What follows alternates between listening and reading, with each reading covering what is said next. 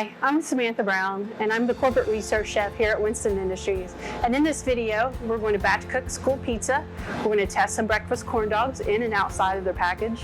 We're going to roast some tater tots, and you're going to see the versatility, the consistency as we retherm products from frozen, as well as highlight some of the cool benefits that we feel that could be of value to you.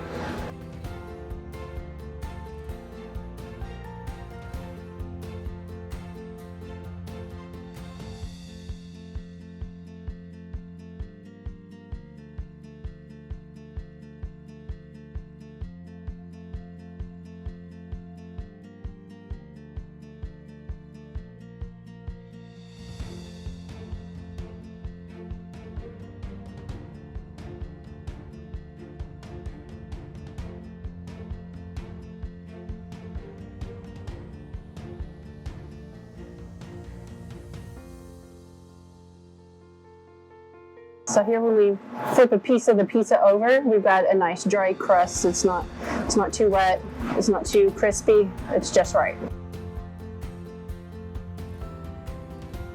For this test, we're going to cook the corn dogs at the same temperature in the same oven.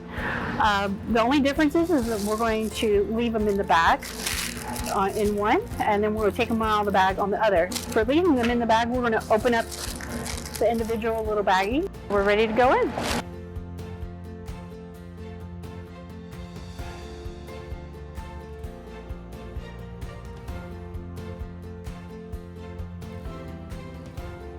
So this one was our wrapped. Very nice.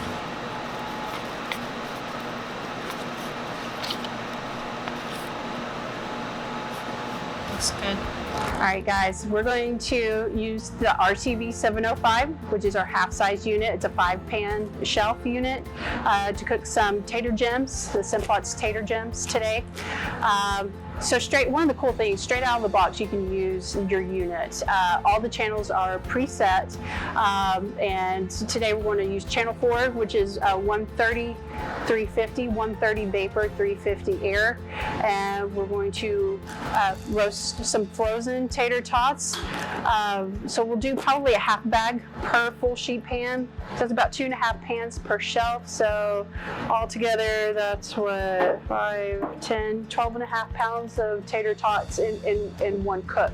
Now it'll take about 45 minutes on a parchment sheet lined pan, and we'll see you on the other side. Place them as evenly as you can on the pan. Break up any clumps.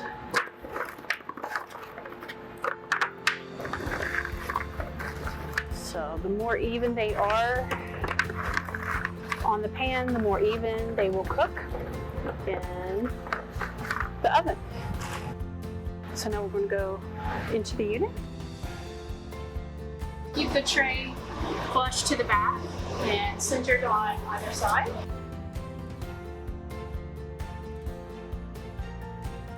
All right, let's get our toss out.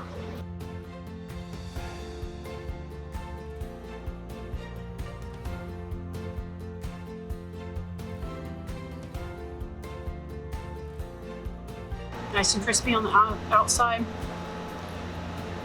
soft, tender on the inside.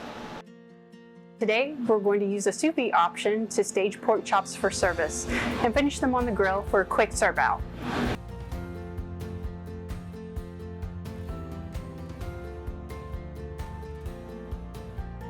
We've got our 4s and our trim pieces here, and then we've got our 8s on this side. So we're going to put them in our preheated oven right now.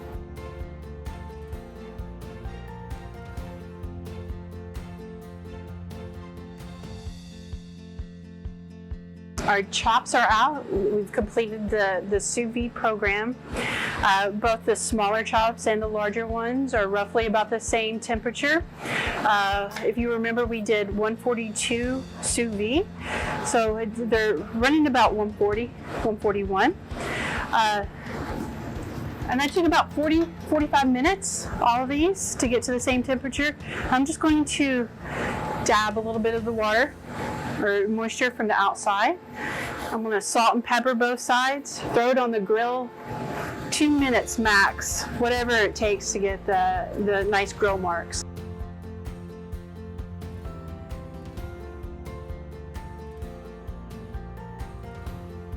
Sous vide mode is an additional feature that you can use. The beauty of it is you already have 145 degree pork. All you have to do is sear it or finish it however you want to, and it decreases your ticket times exponentially.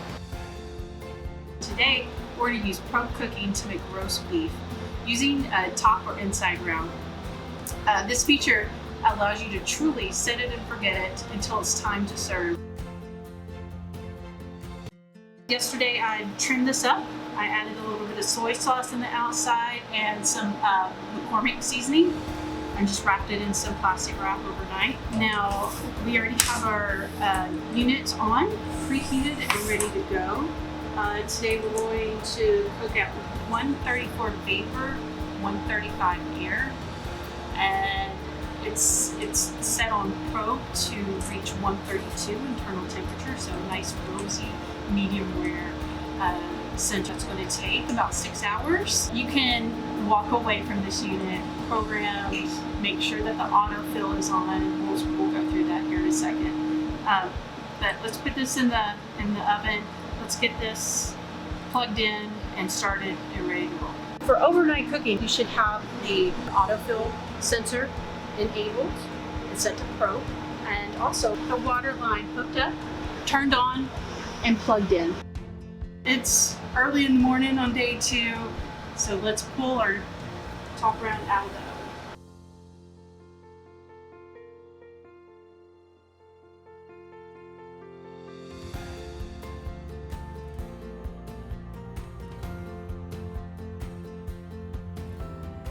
Beautiful color from end to end.